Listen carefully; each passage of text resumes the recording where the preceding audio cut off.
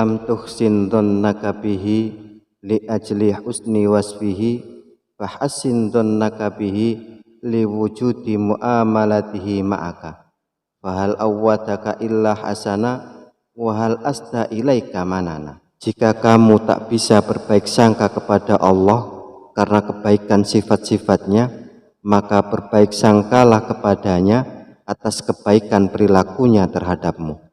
Bukankah dia selalu memberimu yang baik-baik dan mengaruniaimu berbagai kenikmatan? Jadi kita harus selalu berbaik sangka kepada Allah Subhanahu wa ta'ala, karena Allah itu menurut prasangka hambanya, sebagaimana dalam hadis qudsi dari Abi Hurairah radhiyallahu an, Nabi Muhammad sallallahu alaihi wasallam bersabda, yaqulullahu ta'ala, ana inda dhanni abdi bi wa ana ma'ahu idza dzakarni fa in dzakarni fi nafsihi dzakartahu fi nafsi wa in dzakarni fi mala'in dzakartahu fi mala'in khairim minhum wa in taqarraba ilayya bi shibrin taqarrabtu ilaihi dhira'an wa in taqarraba ilayya dhira'an taqarrabtu ilaihi ba'an wa in atani yamsi ataituhu harwalatan. Rawahul Bukhari wa Muslim. Allah Subhanahu wa ta'ala berfirman, aku menurut prasangka hambaku, aku bersamanya saat ia mengingatku. Jika ia mengingatku dalam kesendirian, aku akan mengingatnya dalam kesendirianku.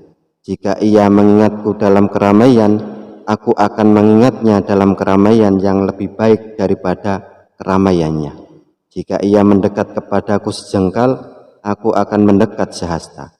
Jika ia mendekat kepadaku sehasta, maka aku akan mendekat kepadanya sedepa. Jika ia datang kepadaku dengan berjalan, maka aku akan datang kepadanya dengan berlari. Hadis riwayat Bukhari dan Muslim. Jadi Allah Subhanahu wa ta'ala itu sesuai dengan prasangka kita. Bila kita berprasangka baik, maka Allah baik. Begitu pula sebaliknya. Dan Allah akan membalas lebih apa yang telah kita lakukan untuknya. Sebagaimana dalam hikmah pasal terdahulu disampaikan bahwa kita harus menggantungkan suatu himmah hanya kepada Allah Subhanahu wa ta'ala, zat yang karim. La tata'adda niyatu himmataka ila ghairihi fal karimu la takhattahul amalu. Jangan sampai tekadmu tertuju pada selain Allah, karena Tuhan Al-Karim tidak mungkin akan terlampaui oleh harapan dan angan. Di mana Al-Karim ini menurut Imam Asy-Syarqawi yaitu idza qadara afa, ketika berkuasa menyiksa maka akan memaafkan. Wa idza wa'ada wafa, dan ketika berjanji pasti akan menepati.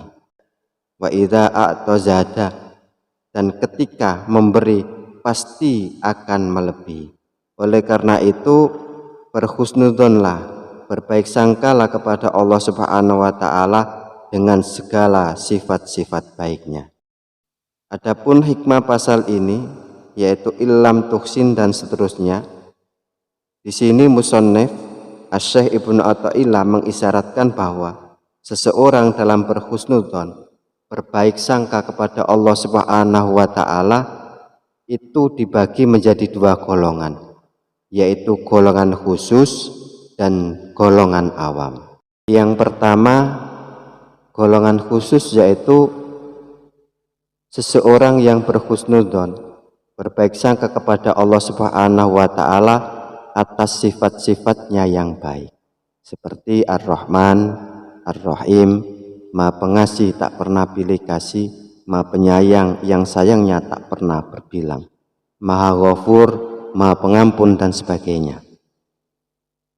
Yang kedua, golongan awam, yaitu seseorang yang berhusnudzon atau berbaik sangka kepada Allah Subhanahu wa ta'ala atas perlakuan Allah Subhanahu wa ta'ala yang baik terhadap dirinya, yang berupa karunia, berupa nikmat yang telah diberikan Allah Subhanahu wa ta'ala kepada dirinya.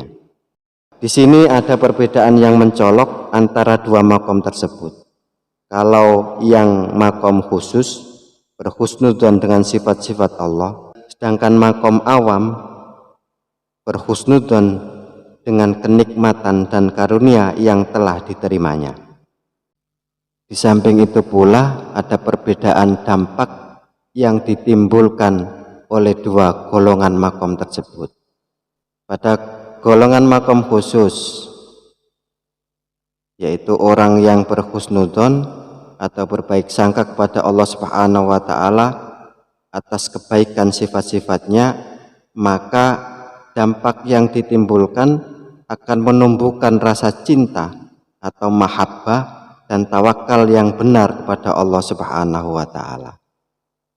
Sedangkan yang kedua, golongan makom awam, yaitu seseorang yang berhusnudzon, berbaik sangka atas pelakuan Allah Subhanahu wa Ta'ala yang baik terhadap dirinya, maka dampak yang ditimbulkan akan menumbuhkan rasa syukur atas nikmat dan rahmat yang diberikan oleh Allah Subhanahu wa Ta'ala. Jadi yang pertama akan menumbuhkan mahabbah, sedangkan yang kedua akan menumbuhkan rasa syukur kepada Allah Subhanahu wa Ta'ala.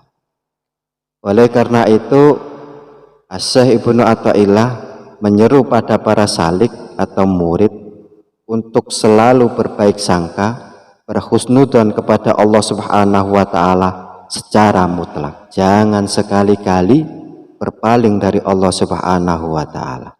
Jika para salik atau murid yang tak sanggup berbaik sangka pada makom khusus, di mana makom khusus ini menumbuhkan rasa mahabbah dan tawakal secara benar kepada Allah Subhanahu wa Ta'ala, maka para salik atau murid bisa berhusnudzon pada makom awam, pada makom yang kedua, di mana makom yang kedua ini bisa menumbuhkan rasa syukur atas segala nikmat dan rahmat dari Allah Subhanahu wa Ta'ala. Sehingga dengan demikian maka atas segala nikmat, atas segala anugerah yang diberikan oleh Allah Subhanahu wa Ta'ala, tidak pernah lupa untuk mengucapkan alhamdulillah. Segala puja-puji hanya milik Allah Subhanahu wa Ta'ala, bukan untuk yang lain apalagi dirinya. Sehingga dirinya takkan pernah terlena akan segala kelebihan dan segala kehebatan yang dimilikinya, yang bisa membuat dirinya dan mengarahkan pada kekufuran dan kesombongan.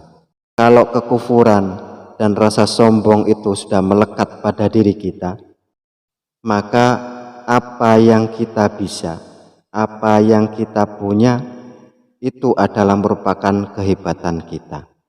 Karena kita lupa bahwa apa yang kita punya, apa yang kita bisa, itu adalah merupakan anugerah dari Allah Subhanahu wa Ta'ala. Tanpa anugerah dari Allah Subhanahu wa Ta'ala, kita bukanlah apa-apa. Kita adalah makhluk yang dhaif, makhluk yang lemah dan tak berdaya. Kalau sudah demikian, lalu apa yang kita tonjolkan? Apa yang kita banggakan? Karena segala kelebihan yang kita miliki itu hanyalah titipan Allah Subhanahu wa Ta'ala, Tuhan semesta alam. Oleh karena itu makanya pergi ke Gombong, beli kedondong. Jangan sombong dong.